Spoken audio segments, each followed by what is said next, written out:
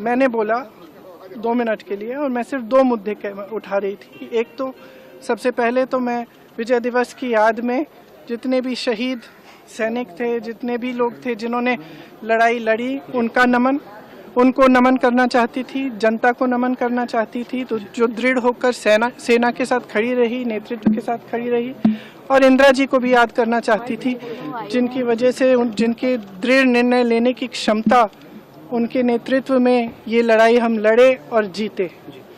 तो इसके साथ साथ मैं 2 चीज़ें कहना चाहती थी।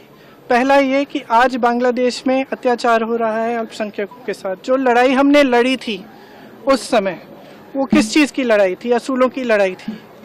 लोकतंत्र का असूल, जिसके ऊपर अत्याचार हो रहा है उसके खिलाफ लड़ने का असूल, मतलब अत्याचार के खिलाफ लड़ने का असूल, ये असूल थे। और यही असूल हैं जिसने भारत को महान बनाया है, और यही असूल हैं जिसके लिए हमारी आज़ादी की लड़ाई लड़ी गई। उसी के लिए हम लड़ रहे थे। उस समय देश अकेला था, किसी ने समर्थन नहीं किया। इंदिरा जी पूरे विश्व में घूमी कि कुछ करिए, रोकिए इस अत्याचार को। कोई खड़ा नहीं हुआ, हमारा देश खड़ा हुआ। इंदिरा जी खड़ी हुई, हमारी सेना खड़ी हुई, हमारी जनता खड़ी हुई।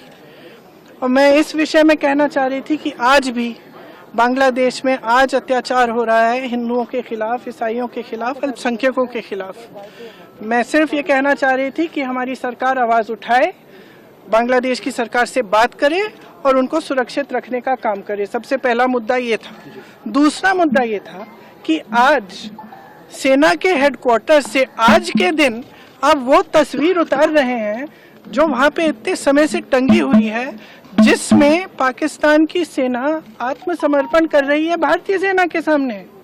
और वहाँ उस तस्वीर में field marshal Manekshaw, general Arora, brigadier K S. Chandrapur ji हैं। उनका अपमान आज, मतलब अब ये सब चीजें देखिए, बार बार हम कहते हैं ये देश का मुद्दा है, देश की गर्व की बात है, तो इसमें आप राजनीति क्यों कर रहे हैं? इतिहास क्यों? और हमारी मांग है कि वो तस्वीर वापस टांगी जाए।